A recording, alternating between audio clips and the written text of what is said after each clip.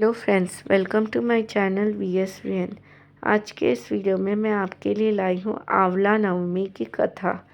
तो आज का यह वीडियो शुरू करने से पहले अगर आपने मेरे चैनल को लाइक और सब्सक्राइब नहीं किया है तो प्लीज़ लाइक सब्सक्राइब कीजिए और फॉलो भी कीजिए। बेल आइकॉन भी दबाइए ताकि जब भी मैं अपना नया वीडियो अपलोड करूँ आपको नोटिफिकेशन मिल जाए और आप मेरा नया वीडियो देख पाए।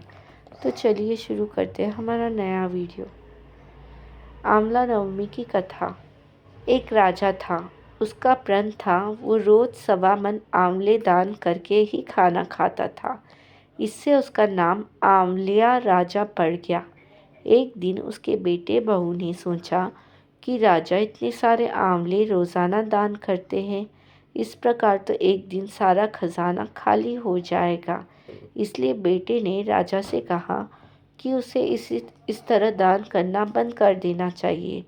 बेटे की बात सुनकर राजा को बहुत दुख हुआ और राजा रानी महल छोड़कर बियाबान जंगल में जाकर बैठ गए। राजा रानी आंवला दान नहीं कर पाए और प्रण के कारण कुछ खाया नहीं।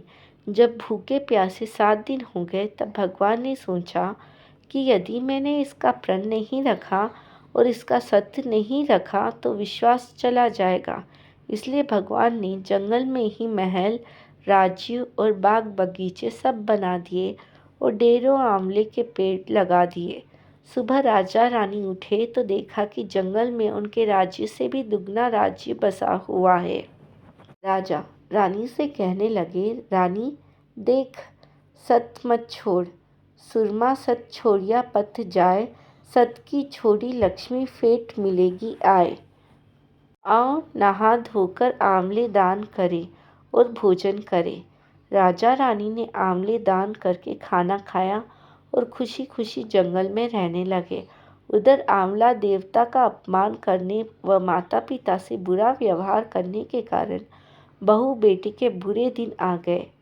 राज्य दुश्मनों से छीन लिया, दाने दाने को मोहताज हो गए और काम ढूंढते हुए अपने पिताजी के राज्य में आ पहुँचे। उनके हालत इतने बिगड़े हुए थे कि पिता ने उन्हें बिना पहचाने हुए काम पर रख लिया। बेटे बहू भी नहीं सोच सकते थे कि उनके माता पिता इतने बड़े राज्य के मालिक भी हो सकते हैं, सो उन्होंने भी अपने माता पिता को नहीं पहचाना। एक दिन बहू ने सास के बाल गूंथते समय उनकी पीठ पर मस्सा देखा। उसे यह सोचकर रोना आने लगा कि ऐसा मस्सा मेरी सास के भी था। हमने ये सोचकर उन्हें आंवले दान करने से टोका था कि हमारा धन नष्ट हो जाएगा। आज वे लोग न जाने कहाँ होंगे। यह सोचकर बहू को रोना आने लगा और आंसू टपक टपक कर सास की पीठ पर गिरने लगे। रानी ने तुरंत पलटकर देखा और पूछा कि तू क्यों रो रही है। उसने बताया, आपकी पीठ जैसा मस्सा मेरी सास की पीठ पर भी था। हमने उन्हें आंवले दान करने से मना कर दिया था, इसलिए वे घर छोड़कर कहीं चले गए। तब रानी ने उन्हें पहचान लिया, सारा हाल पूछा और अपना हाल बताया। अपने बेटे बहू को समझाया कि दान करने से धन कम नहीं होता बल्कि बढ़ता है। बेटे बहू भी अब सुख से राजा रानी के साथ रहने लगे। हे भगवान, जैसा राजा रानी का सत रखा वैसा सबका सत रखना, कहते सुनते सारी परिवार का सुख रखना। गणेश जी की कहानी। एक छोटा सा लड़का था। वह अपने घर से लड़कर निकल गया और कहने लगा कि आज तो मैं गणेश जी से मिलकर ही घर आऊँगा, और वह घने जंगल में चला गया।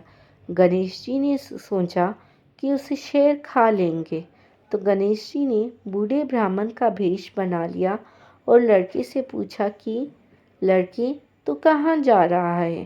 तो लड़के ने कहा कि मैं गणेश जी से मिलने जा रहा हूँ। गणेश जी बोले कि मैं ही विनायक जी हूँ, तुझे जो चाहिए सो मांग ले, पर एक ही बार में मांगना। तो लड़का बोला, अन्न दे, धन दे, लाभ दे, लक्ष्मी दे, पड़ोसन वाली ऐसी मांगू जैसे फूल गुलाब की। इस पर गणेश जी बोले कि लड़के, तूने तो सब कुछ मांग लिया, फिर बाद में जब लड़का घर आ गया, जैसे उसने मांगा था वैसा ही हो गया। लड़के की माँ बोली, गणेश जी से इतना धन मांग कर लाया है।